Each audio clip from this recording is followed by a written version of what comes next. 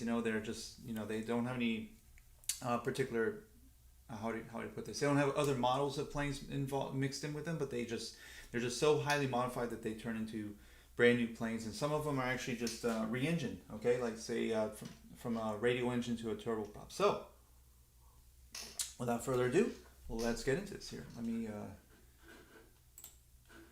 let's see, where is my browser? Here we go. All right, we're going to start off with one of the most highly modified planes ever. Okay, so I was actually very surprised to see how many versions of the Skymaster there were. Not versions, but rather modifications. Okay, so Skymaster is a plane that I personally love the Skymaster. Okay, it's a plane that is very unique. It's got two engines, push pull um, configuration. You know, you've got the twin boom. So there goes the Skymaster. So, anyways, this is of course is not a modified plane. Whoop. What happened here is everything okay with the chat? You guys can see the presentation okay? Anyways, let me just check here my live stream settings, stream health seems okay. So, anyways, let's get into the very first modification of a Skymaster. This is I call this Cessna Safari Skymaster. This plane is a one-off design from South Africa. Okay, and there's absolutely almost no information on this plane at all. You know, I happened to receive this picture. I think somebody DM'd me on my Instagram account, and I was like, "Whoa, look at this thing!" So they basically chopped off the whole front end of the plane. They took off the engine, right, and then they took off the front end of the engine. The rear of the engine, I mean, the rear engine seems to be the original engine, okay? And I think they probably use this for safari tours in South Africa. So I don't have no idea what happened to this plane, if it was ever used. I believe it was used, right? And so I don't have any background or information on this plane. So if anybody does, please do let me know in the chat, okay?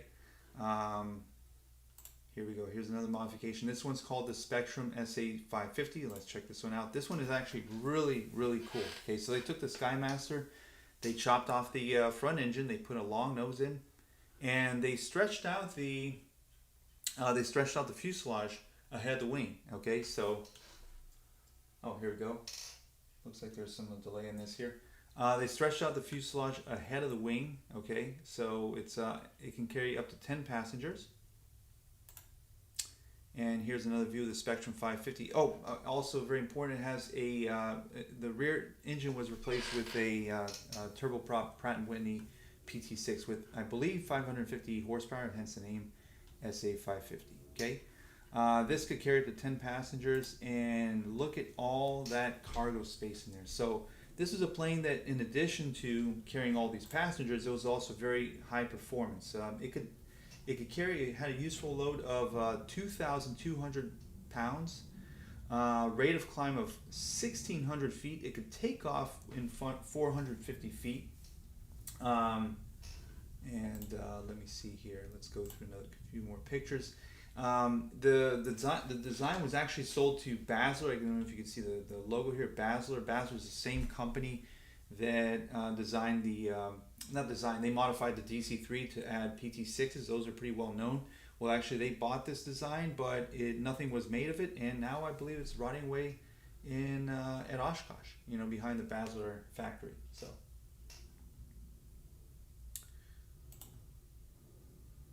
let me see here. Do we have any more pictures of this one? Okay, let's move on to the next design. So before we get into the next modification, we want to talk about a gentleman named John Conroy. John Conroy was involved with many really cool designs. Okay, so he was actually involved with this design called the Super Guppy, which you see right here. Super Guppy was a heavily modified KC-197 or KC-97, and designed to haul, you know, for heavy lifting. And this aircraft was actually responsible for carrying lots of materials for Airbus. Okay, Airbus bought a couple of these, and so this is a well-known aircraft in the industry.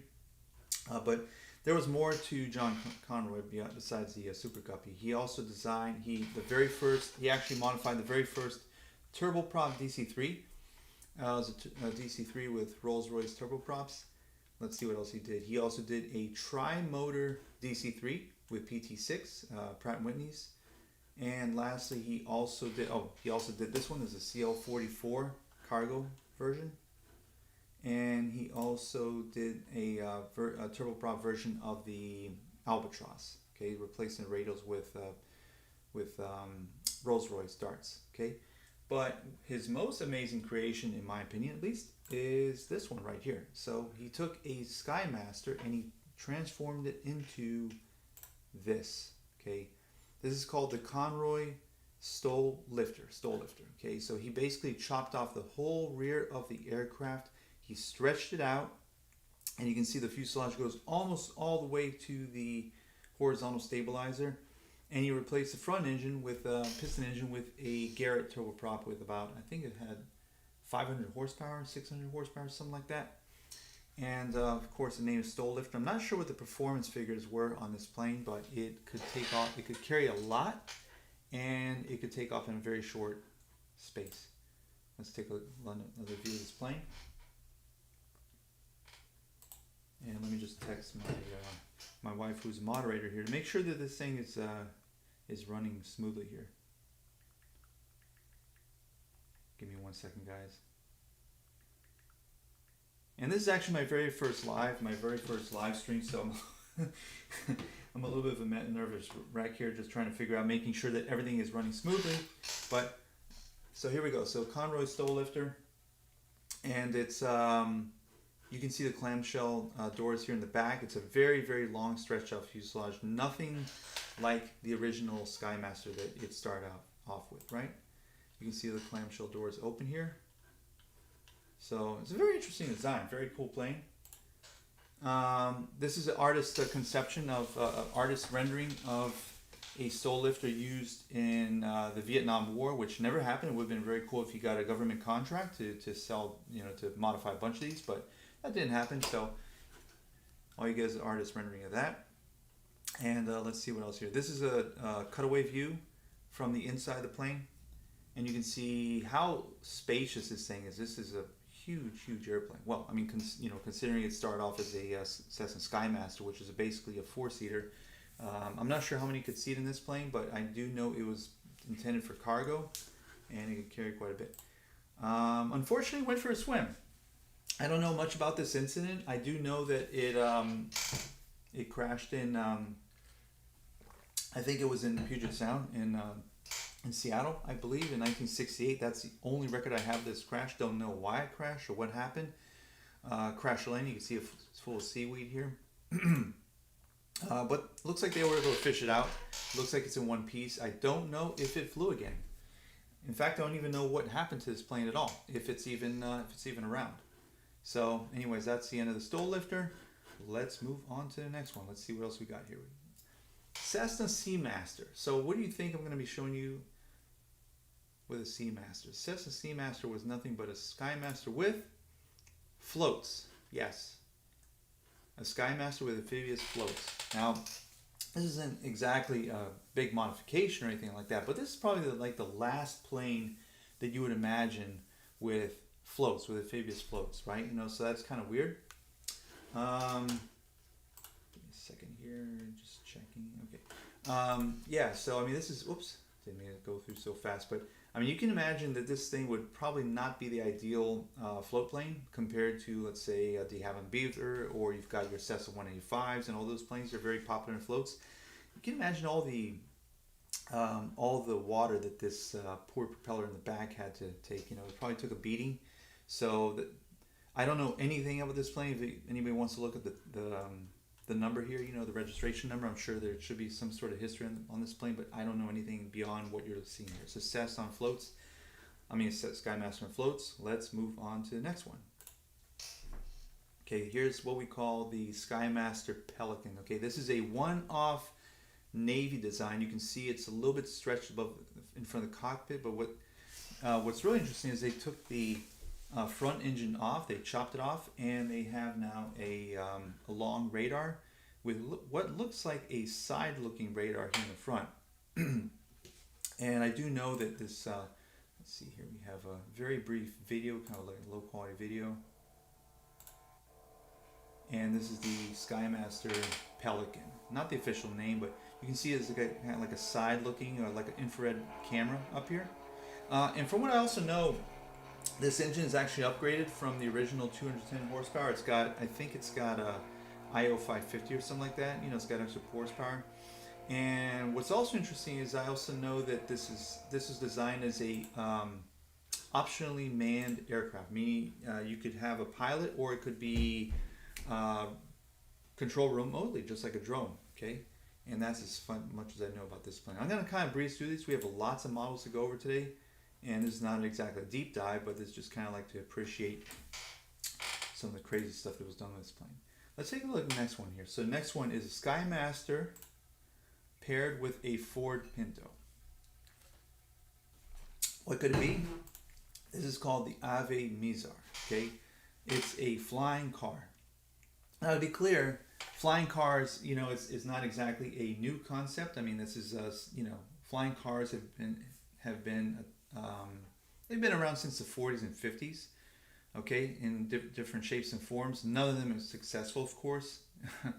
And the Mizar is kind of like a new take. You know, the concept here was to take this half of, they literally chopped a Skymaster in half, okay, from the fuselage forward, and they left the wings and engine plus a tail, of course, and then they connected it to a Ford Pinto. Okay, the idea here was to have a car that you could land at the airport completely disconnected from the airplane. You would leave the fuselage, not the fuselage, but you would leave the engine, whatever this part, the half of the airplane, you would leave it at the airport, either in a hangar or on the ramp, tie it down, and just drive the car away. Let's take a look at the video here. Take away the sound because it's actually, the video is actually in German. They might have done the only documentary on this plane. So you can see this plane, the Mizar, actually landing. Oh, that's another interesting thing about the Mizar too, is for takeoffs, it would use both the car engines and the airplane engine to take off. So in other words, you could speed it up. You know, you could speed up the takeoff roll with the car's engines by accelerating. That would be kind of interesting how that would work out, you know. But supposedly that was supposed to. Oh, let's take a look at this. That was supposed to actually shorten the takeoff run. Okay, so the steering wheel in the car actually doubled as a yoke because you could actually pull it out, you know, just like a normal yoke, push in, pull out, and you actually have aircraft controls below the dashboard. And I suppose I'm not sure if this was a transmission, you know, what do you call it, like the stick shift, or that this is a throttle. I'm not really sure, or the throttles might have been like verniers here in the dashboard. But anyways, this kind of give you an idea of what was going on with this plane, car, whatever it is. Yeah, check it out. So here you have a demo. Guy's backing it up. Gets out of the car, and there it is. There's attached. I would have loved to see the video showing them actually attaching it. I don't think things went as fast as planned. It probably took them about 30 minutes to an hour to attach it, but you could see that the wing strut is attached directly to the car, to the frame of the car, and the plane, it's actually shaped to the shape of the Pinto here in the back. So pretty crazy, huh? Oh, there's your control stick. Not control stick, your control wheel yoke.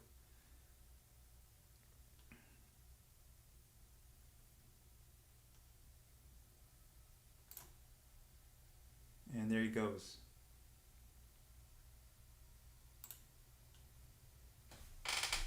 Can you imagine being in an airport and seeing this thing driving down the airport?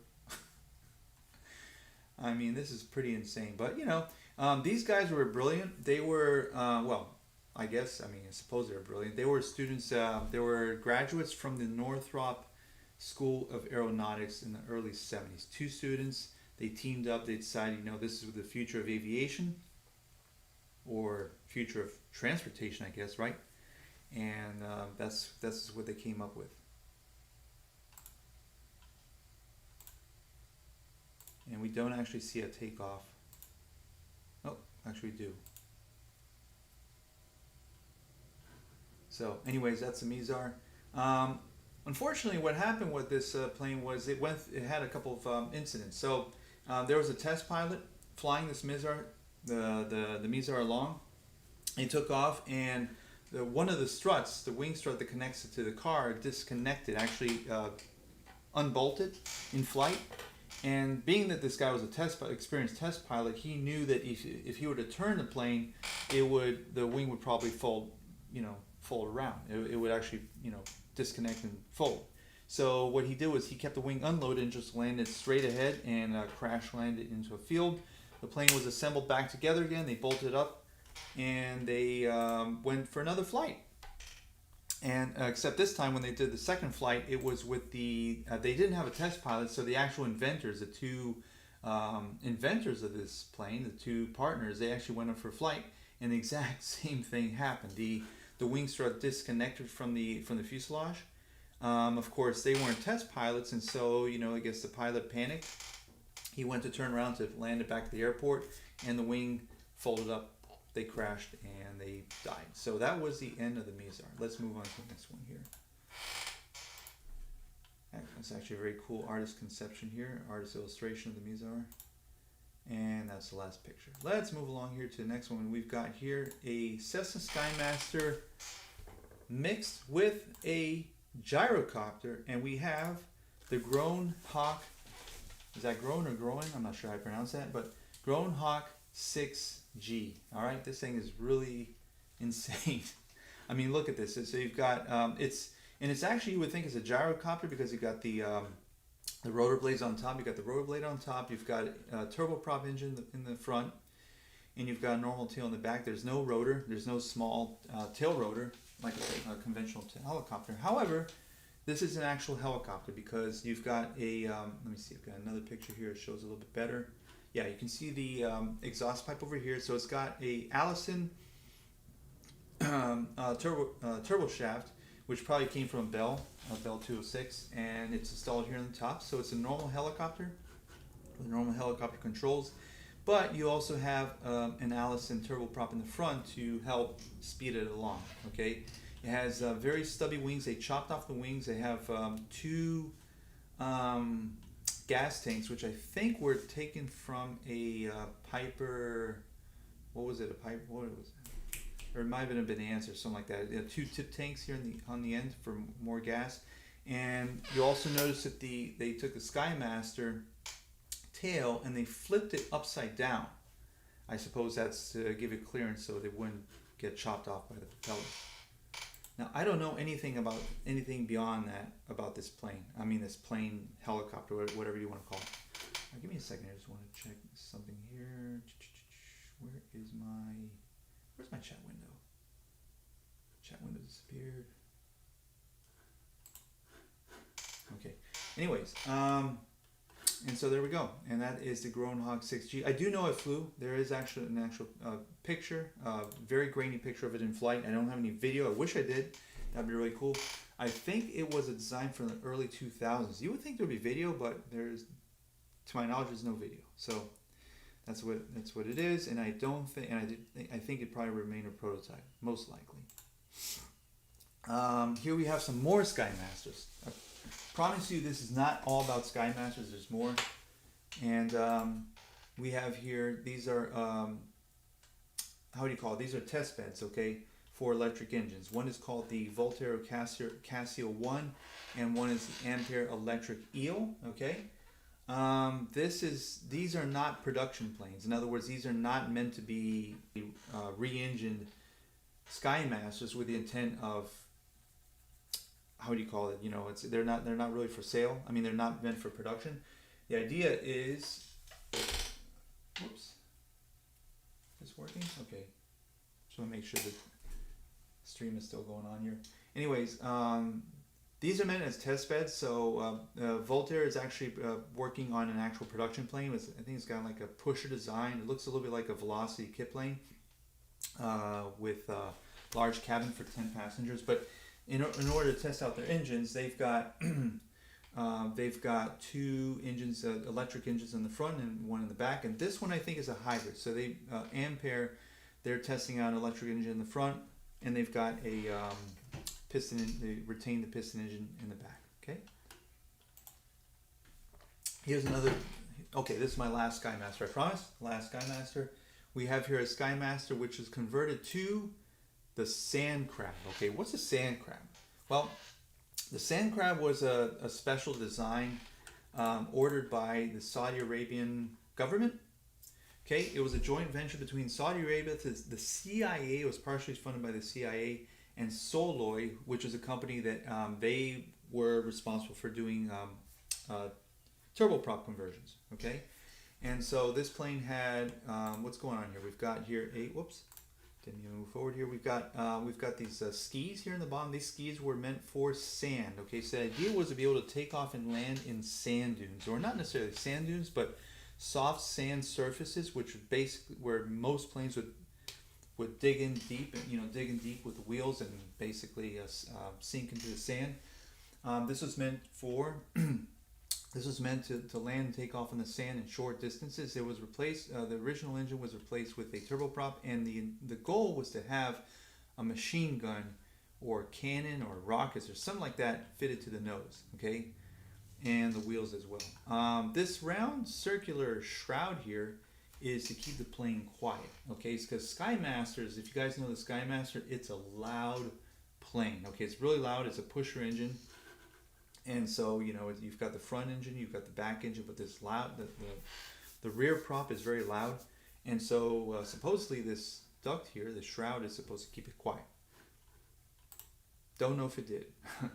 There are some additional views of the sand crab. I do know from when I was reading on Reddit that it actually got shipped out to Saudi Arabia. It was actually created and shipped out to Saudi Arabia. Once it got there, they lost interest, and that was it. The plane was shipped back to the United States, and it was disassembled. And I do know it's at some museum, but I'm not sure which museum. So, anyways, that's the end of the sand crab as we know it. But these are a couple pictures that show what happened here. Yeah, somebody commenting that the drag created by the skis would have killed the cruise numbers. I'm assuming that this plane was not actually meant to fly very fast. It was more like a payload type thing because you had a turboprop in the back, so it probably had a very good power to weight ratio. But it's definitely not a fast plane for sure. Okay, here we go. Let's talk about the Beech 18 for a moment here. The Beech 18 is a crowd pleaser. You've got twin engines. It's a classical plane from the 1930s. I think it was a late 30s design. World War II made the Beech 18 very popular. You had thousands produced, thousands of Beech 18s produced, and of course then you had thousands left over for war surplus. So these were scooped up by many companies. They were modified for passengers, for cargo, you name it. And over time, people of course were doing their best to try to improve the Beech 18. So let's take a look at a couple of those examples here. We start off with a Beech 18. This is like I guess you would say it's like a mid to late 50s Beech 18. It's got tricycle landing gear. It's a very common configuration for the Beech 18. It's kind of like a late model. You've got what they call the tall fuselage, long nose. You've got three blade prop. So this is a very common version of the Beech 18, but look what somebody decided to make with it and turning it into a actual passenger plane, the Dumod liner. Okay, so look at this thing. This thing is huge. All right, they took a Beech 18, they stretched it in front of the nose, in front of the engine, in front of the wing. They stretched it out, so now you've got the engines behind the cockpit. Okay, and you've got all this extra room behind the wing as well. And what else they do? They added three. They added what do you call it? Tri-tail, exactly just like the Lockheed Constellation. And so what I think is really interesting about this plane is the fact that the engines are the exact same as the original. So you've got the same 450 horsepower Pratt & Whitney radials as you had in the original. However, you've got all this additional weight. This plane was meant to carry 15 passengers and their cargo, and their luggage, supposedly, right? So of course, I'm sure there was a big limitation on the payload on this plane, but still, you thinking all the additional cargo it could carry, but it only had 450 horsepower. It's the same thing as original. So that's the Dumont liner. There it is. And unfortunately, the last picture is gonna kind of give you a little heartbreak here. That is how the Dumont liner wound up. Unfortunately, it was scrapped it was broken up and scrapped in 2023. Yeah, 2 years ago. So, wish it could have been saved, but that was it.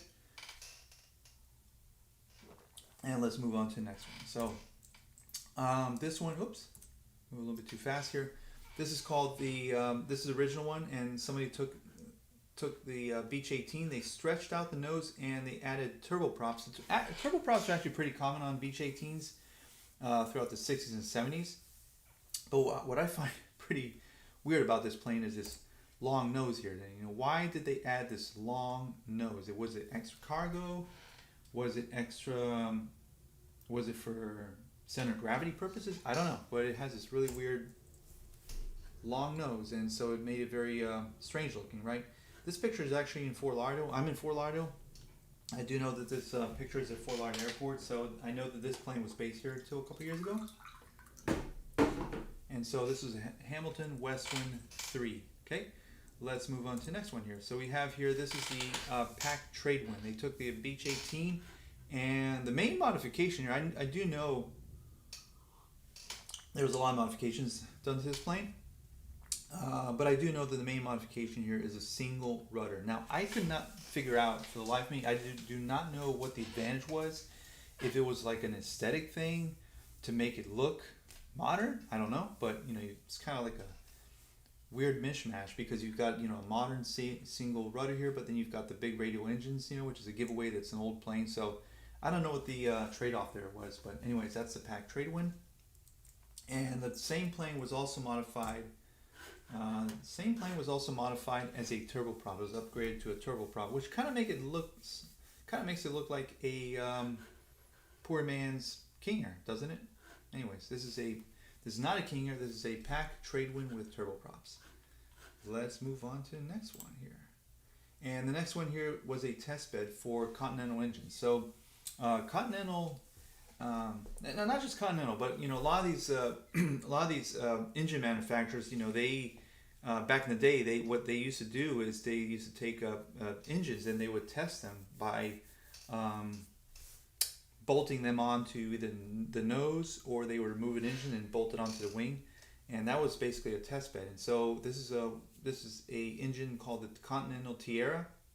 I think it was like from the mid '60s, and I do know it was Continental's attempt to try to make a high power engine, but it was kind of sucked. It was very high. It was a geared engine, very high RPMs, and they tested it here on this on the center of the Beech 18. So this is kind of a very weird looking plane. All right, let's talk about crop dusters for a moment here. So we're going to go into a category called modified crop dusters. I've got a couple of these. And before that, we'll just give a little bit of context here. So crop dusting goes back to the 30s and 40s. Back in the day, they didn't have dedicated planes. There was no ag trucks. There was no, what else we have as far as crop dusters? Help me out in the chat here. What other crop dusters are out there? Piper Pawnee, Ag Wagon. So all these planes that we now have that are dedicated to crop dusting, there was no such thing. So basically they took whatever was out there and modified them to make them to crop dusters. And case in point, there was thousands of war surplus aircraft after World War II. This is actually a BT-13. Don't have a picture of original BT-13, but if you guys know, the BT-13 was a trainer from World War II, two-seater. And in this case, they modified it by taking out the rear seat, smoothing it out. I presume they put the hopper back here, the chemical hopper, and that was a BT-13. So BT-13 was actually a very, very popular platform for crop dusting back in the 50s. And so my animations are not working out very well. It's supposed to show one at a time. This is actually a TBM. So somebody actually took a TBM, Grumman TBM Avenger, which is a torpedo plane. You see how long this thing is? It actually carried a torpedo in its belly before, and somebody modified it for crop dusting. You can see the sprayers here in the wings, or what do we call these things? Distributions, sprayers. That's a big plane. So anyways, they use that. They also use Stearman. Stearmans are actually very popular. Okay, Stearman was a very also thousands Stearmans produced. Relatively easy to fly, good low speed characteristics. So Stearman was also a popular plane, as well as the Piper Cub. Whoops, did a little bit too fast. As well as the Piper Cub. Piper Cub, of course, was not very popular because it didn't carry a lot, but there was thousands of them around, very cheap, and so these were also modified as crop dusters. Let's go into some crazy modifications here. So somebody decided to take a T6 Texan, which is of course another plane that was left over after World War II. Here's your T6, and they decided it would be a great idea to make it into a biplane. Yeah, a biplane Texan. So the idea here was, at least I think this is what they did. There's not a lot of information on this plane. They just have some pictures, but it looks like they took the outer wing panels from a T6, they chopped them off, and they chopped off the wing panels. They stuck them together, they welded them together, and you can, and you can see, my animations are not working out very well. Oh well. And you can see that the top wing is actually very short. It's much shorter compared to the bottom wing, and it's a little bit staggered as well, so the wing is a little bit behind. Another modification they made is they took out they gutted the rear cockpit, and this is probably where they put the hopper. And there it is, it's running. So apparently, from the very little I could read about this plane, it actually did operate quite a bit in the 1950s. And I think the tail registration, the tail number was decommissioned in 1970. So got a couple years of use, right? And this picture is of a model that somebody created, which I think is a great idea. Very cool. A model of the biplane T6. Another view of it. Okay, so somebody took a BT-13. Again, like I said, there was thousands of BT-13s left over the war, and what else they did? They took a BT-13, parts of a BT-13, parts of a Piper Cub, and they created this, the DeKellis Olsen air truck. Okay, just take a look at this thing. Okay, 3 wings, 3 Piper Cub wings with, I think, what they call these stall plates, wing plates at the end.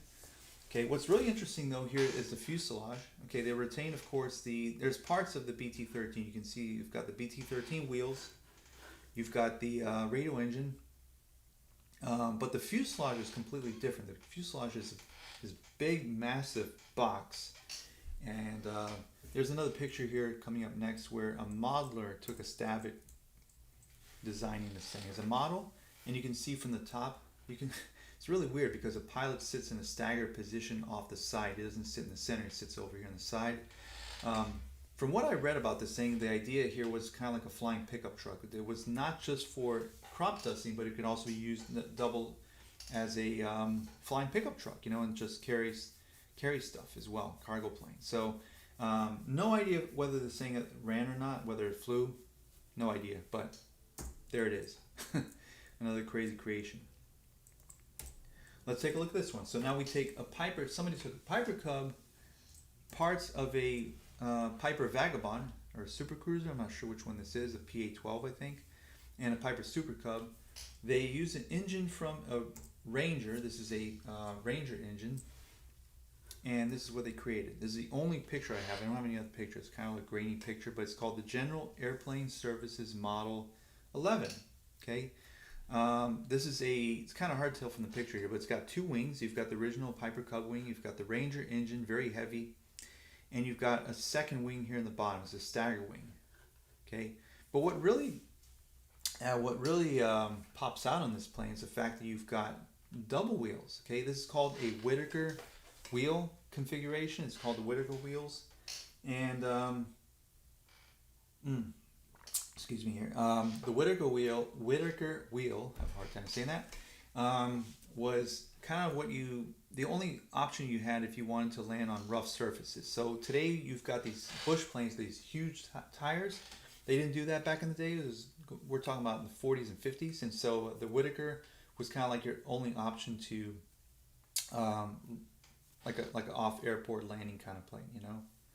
So that was this one here. Let's see what else we got here. So somebody took a Stearman and highly modified it into this, the M-Air Paymaster. So it's kind of like a Stearman on steroids. And this was late 70s. I think it was the late 70s, early 80s design. And they actually produced, I think they produced about 60 or 70 of these. You know, not too bad. Had a pretty good production run. It's basically a Stearman with a reinforced cockpit, more aerodynamic. There it is in action. And that's what's left of one. So there's probably not too many left, and they probably most look like this nowadays, right?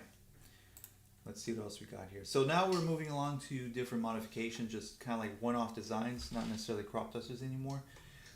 This is a Cessna 140, very, very popular post-war design from Cessna, two-seater. And so somebody came across a derelict Cessna 140 that was probably ripped apart to pieces. I guess, I don't know if it had an off-airport landing or something like that. It was in pieces, and so they took pieces of the Cessna 140 and rebuilt it into this, the Baker Delta Kitten. I was going to say kitchen. Delta Kitten. And you can see from this picture here, this is a Delta wing. Here's a 3-view, or 2-view I should say, top view and side view of the plane. Look how short this thing is. So the pilot would fit in here. It did retain the same engine as the Cessna 140, or Cessna 120, I'm not really sure it's Cessna 120 or 140. Springy little landing gear here too.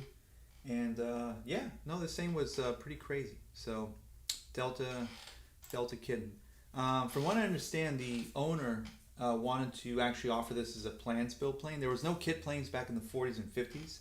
Actually, I think there was a 60s design, or 60s or 50s or 60s, I'm not really sure.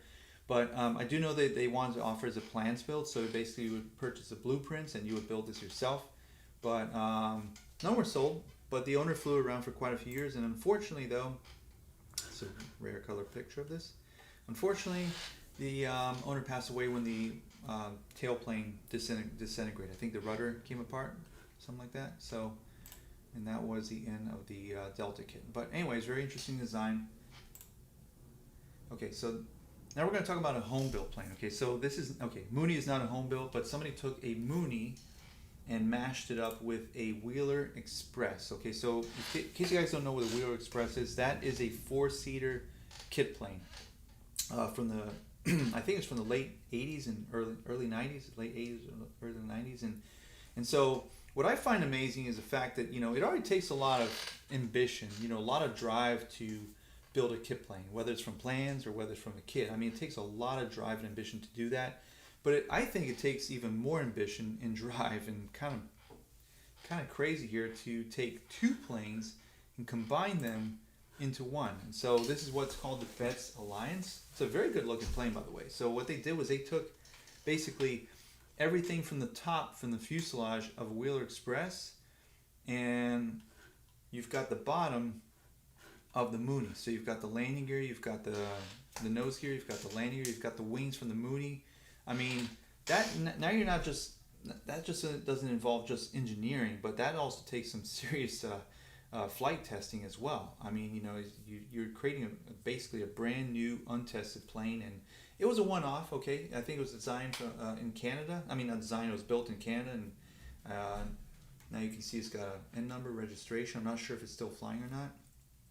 We have another picture. Yep, we got one more picture here. So that's the Betts Alliance, presumably at Oshkosh, I guess. I'm not really sure. Cool looking plane though, right? Let's talk about Reno. We move over to Reno Air Races, okay? Reno Air Races typically for many years have used modified World War II planes, P-51s, Bearcats, Corsairs, you name it. Like basically all these planes were taken and modified, chopped up into racers. Well, so many, over the years, many felt that they were losing kind of like part of their history by taking all these planes and modifying them to Reno racers, and especially a lot of these planes were lost too. So we have a couple planes that were custom built especially for Reno racing. So in this case, what this guy did was he took a what is it? I think it's a T2, if I'm not mistaken. Let me look at my notes here. T2 Buckeye. I know it's called the Buckeye, right? Is it T2? Anyways, Buckeye trainer. Whoops, animation's all messed up here. Anyways, mix it up with the landing gear of a F-100 Super Saver, and came up with this. This is called the Cornell Jackson American Spirit. Okay, you can see here it's got the tail, part of the fuselage and the tail from the T2 Buckeye. It's got a fuselage itself is original, and then you've got the engine from a Bearcat, Grumman Bearcat, which is it's a Wright 18-cylinder engine. It uses the propellers from propellers from what? Electra. These are Electra propellers, and the propeller hub from a C-130A 3-blade prop. Okay. Well, it never got beyond this, so it never flew. But I've got some very cool artist renderings of the plane, of what it could have been. And what I find interesting is that, when we think about Reno planes, most of them, I mean, at least the unlimited planes, all had tail gears. I mean, they're all tail draggers because, well, they're all World War II planes. Well, this was a nose gear plane. I'm not sure if that's because that was for the safety of the pilot, or what was the decision behind that. But anyways, it's a nose gear. It's a tri-gear plane.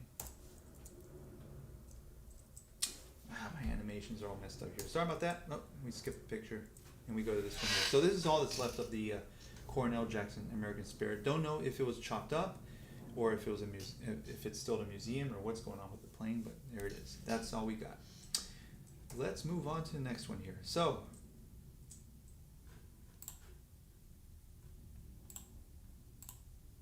okay, here we go. So this is a Chase company. We start off talking about this glider.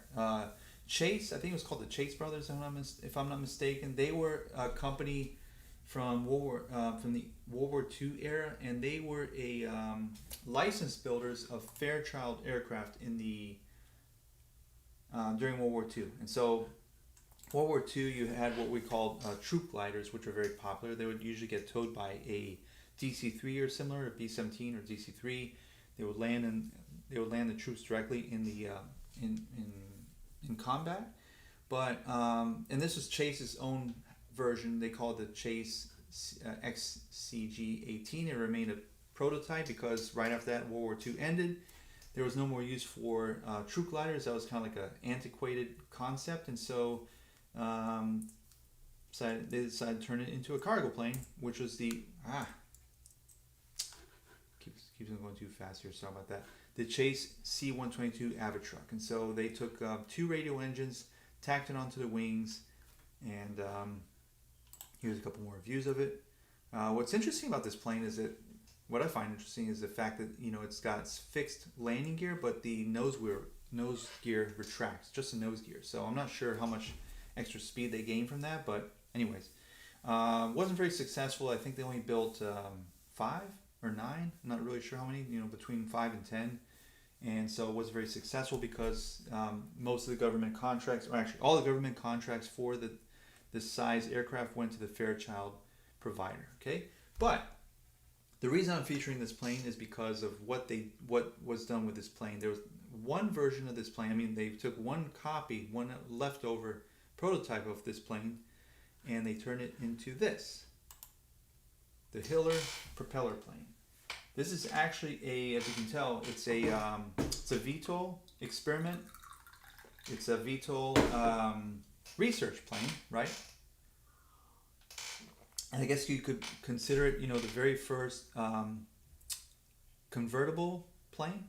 I'm not sure exactly what you call this. Kind of like same category as an Osprey. It's a VTOL aircraft, you know, so you've got the wings that tilt up where it turns into a helicopter, and then it flips forward and turns into a plane.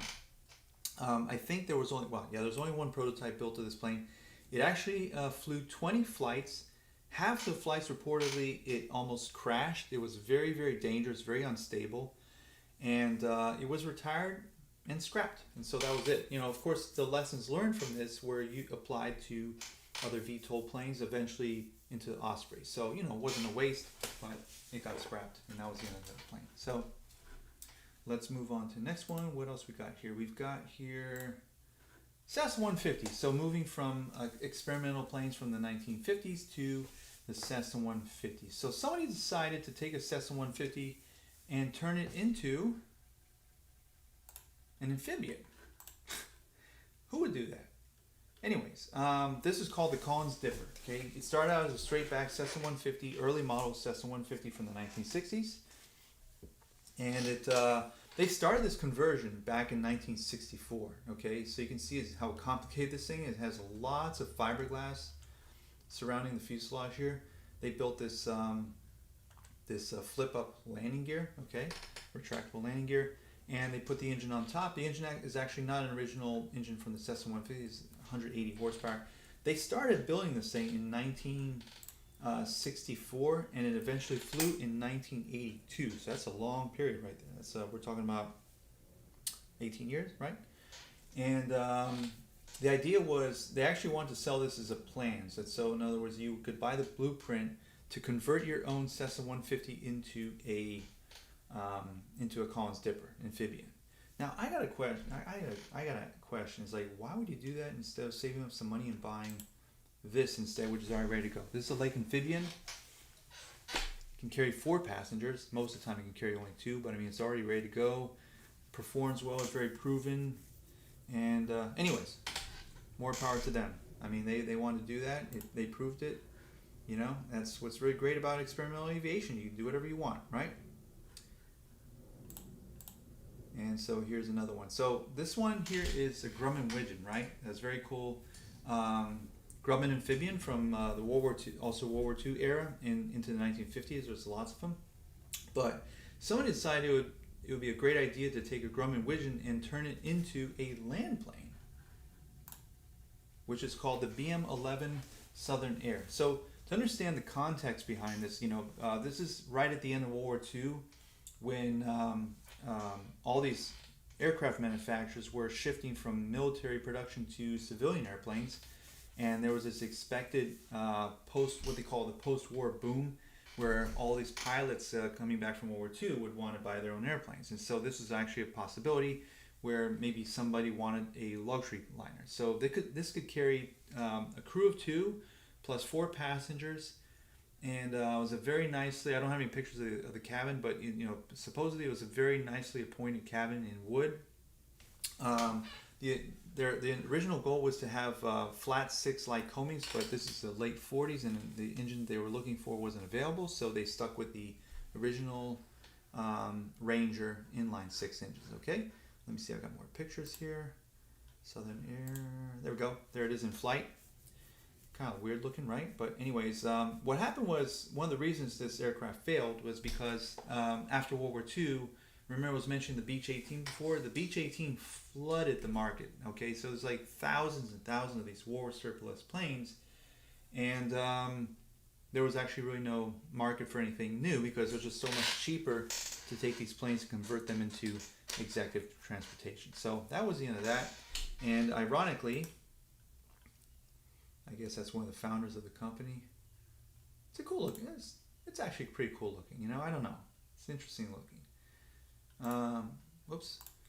But the irony about this plane is actually a company in France decided this plane was going to get scrapped, but somebody in France decided to buy it. It was shipped over to France, and it was actually converted back into a Widgeon.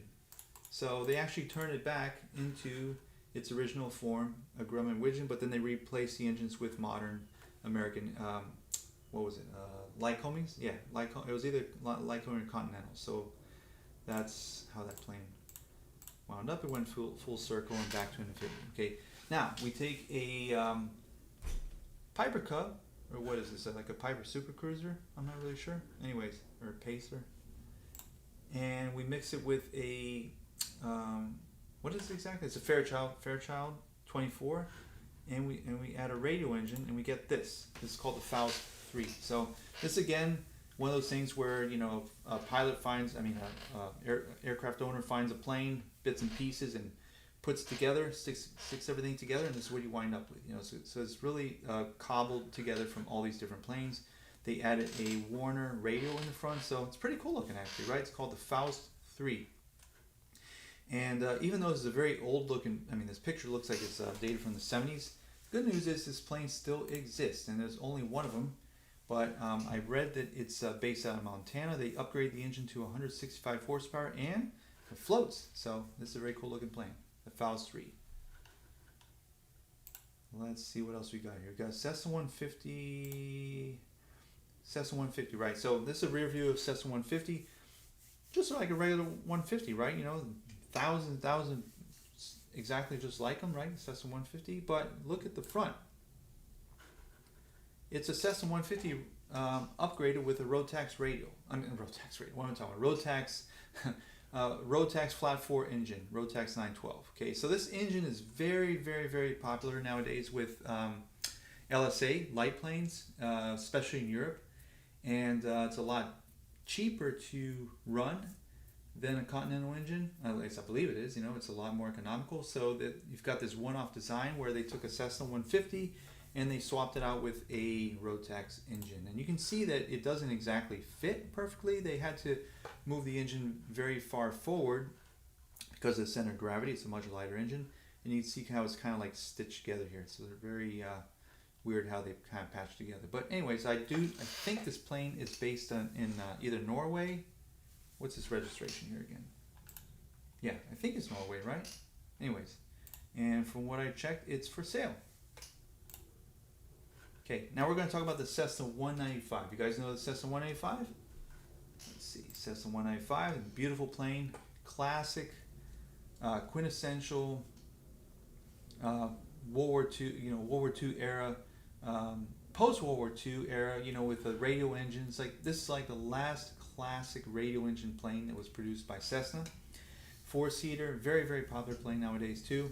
But yeah, there's been some modifications to it over time too. Now check out this one here. So this one, okay, Cessna 195. You can see it from the back. Looks a little kind of rough shape and all that. But what is going on in the front? Somebody decided it would be a great idea to take the Cessna 195 radio engine and replace it with a flat 6 Continental. So this plane is has a Continental IO 470. Which is actually an engine you would find on the Beechcraft Bonanza, some Cessnas, and I have no idea why they did that.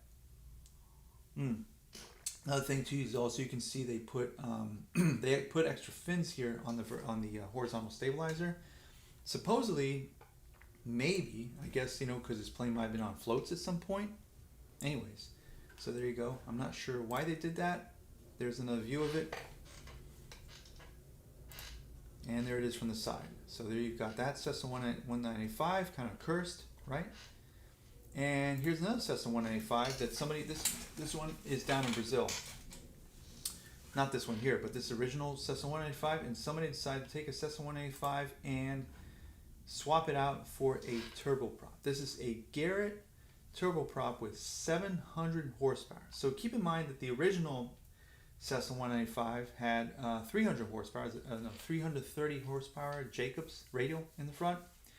This is 700 horsepower. Now, this plane was actually just a one-off that was going to be sitting in some hangar or go to the occasional air show. This plane was actually put in use as let me see a couple of uses here. This is actually they were using this for cloud seating, but it was primarily used for skydiving. So in this configuration, this plane could let me see if we can find some numbers here in this plane here. So this down in Brazil, Garrett was 750 horsepower, 715 horsepower. It flew skydivers for many, many years. The rate of climb, I'm not sure if it's fully loaded or empty. Rate of climb was 2,500 feet per minute. Okay, Useful load of 1,800 pounds, and it carries 7 skydivers in the cabin. It was all gutted out, no seats. Eventually, it suffered a ground loop. Whoops. Let me go back here. It suffered a ground loop about 5 years ago, and unfortunately that was captured on video on YouTube. But it sat for a couple years in a hangar, and then they finally got back up again. The engine's been replaced with a 840 horsepower Garrett, another turboprop, but 840 horsepower. It is back in action, flying skydivers out of Brazil. You can find that plane on his Instagram. Okay, let's move on to, I think this is the last one, guys. De Havilland Beaver. This is a quintessential bush plane from Canada. Very very popular in Canada and Alaska. A workhorse plane. It's got the very popular 450 horsepower 9-cylinder radial from Pratt & Whitney, and thousands produced of this plane. This one in particular has amphibious landing gear, very popular conversion as well. Well, somebody decided it would be a great idea to take one and convert it to a turboprop using a Garrett turboprop, just like the one we saw in the previously on the Cessna 195. But this looks really weird. It looks like it was kind of like grafted on. Like they chopped off the front, they chopped off the nose, with the radio engine, and they kind of grafted this the very skinny Garrett turboprop onto the front of the plane. And so kind of looks kind of weird. It's got a very rich history. This particular plane, this airframe was started off with the Cuban Air Force, obviously in its original form. And it was bought by the ministry. No, what was it here? Department of Wildlife in Alaska. Okay, so they bought it, and it was modified into this, where you've got like a straight swept tail. And you also notice that the cabin was slightly stretched out, so you've got the cockpit slightly ahead of the wings, and this just looks really weird, doesn't it? Anyways. But it was heavily used. So I do know it was retired in 2013. So, after several decades of use, it was finally retired, and and that was it. That's our last view of the turboprop Beaver. Okay, and that wraps up my first live. Okay, so I appreciate you guys joining in. Want to know if you guys have any questions here. Let me look over here in the chat. What's going on? De Havilland, Travis, thank you for running this channel. Van Praise. Yeah, I really appreciate it, guys. There's a lot of work that goes into the channel. I would love to put more time into it. I've been producing, videos over the last couple of years. I've got lots of ideas, lots of content, and just not enough time to put it together. But, please be patient. Hopefully this year I'll have some extra time to put some videos together. And I just wanted to put together some announcements of upcoming live streams coming up. 2 weeks from now, okay. Mark your calendars in 2 weeks. This animation's not helping me here. 2 weeks from now, I've got the March 15th, okay. Valiant Air Command. This is up in Titusville, Florida. It's up the coast from me, so it's just a 2 or 3 hour drive from me. Titusville, Florida, for reference, it's right next to Cape Canaveral, okay. At the Titusville Airport, there's a museum operated by Valiant Air Command. Okay, they've got a very nice collection of warbirds, and they've got this event coming up called Open Cockpit Day. So if you guys are in the area, if you guys happen to be in Florida, Central Florida, East Florida, take the time to drive over to Titusville, check out the airport. I'm gonna be there doing a live event. So another first for me. So in addition to being live, I'm also going to be there with my phone and walking around the planes, and so you guys can hang out there with me if you guys join me in for the live on March 15th. Valiant Air Command. I'm not sure exactly what time I'm going to be there, but most likely around 1 p.m. or so. Okay, so that's coming up, and let's see here. We've got April 1 through 6 is Sun and Fun. So if you guys are familiar with Sun and Fun, that's the largest air show in Florida. Okay, that is at Lakeland. I forgot to add the address here, but that's Lakeland, Florida. It's about halfway between Orlando and Tampa. Okay, I call it, you know, jokingly, I call it Florida's Oshkosh, and you could say that it is kind of, you know, Florida's Oshkosh. Brings a lot of mix of, well, you see vendors here, but it has an ultralight field, just like Oshkosh has a dedicated ultralight field.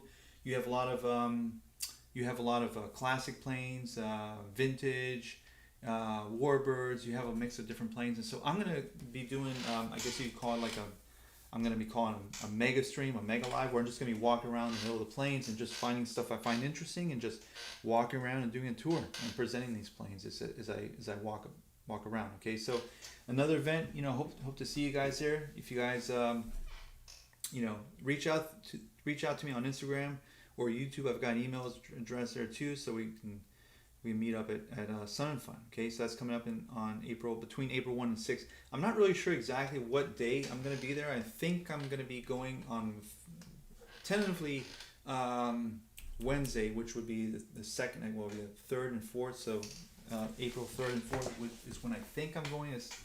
As I know, as soon as I find out, I'll let you guys know. Okay, most likely through Instagram.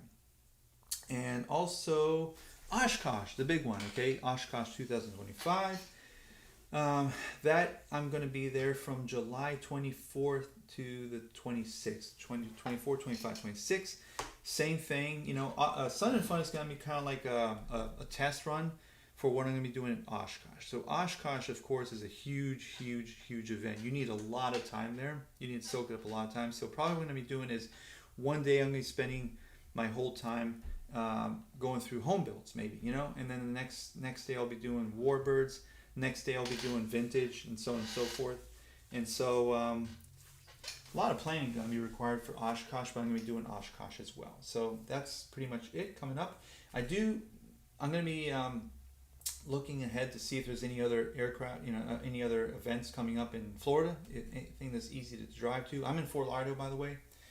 And that's it. Guys, please do, if you don't already, please do follow the channel, okay? Aircraft Adventures. I try to put out aircraft, you know, sometimes I do have compilations like this one and this one, made compilations. Sometimes I do dedicated videos on single aircraft, and I love doing this. This is kind of like my side hustle, I guess you could put it, right? I just really don't have time to dedicate more time to it. I'd love to put, as a goal, I'd love to have at least 2 videos a month. But anyways, I think that's about it, guys. So I appreciate you guys joining in. Thanks for everybody in the chat, and we'll see you soon.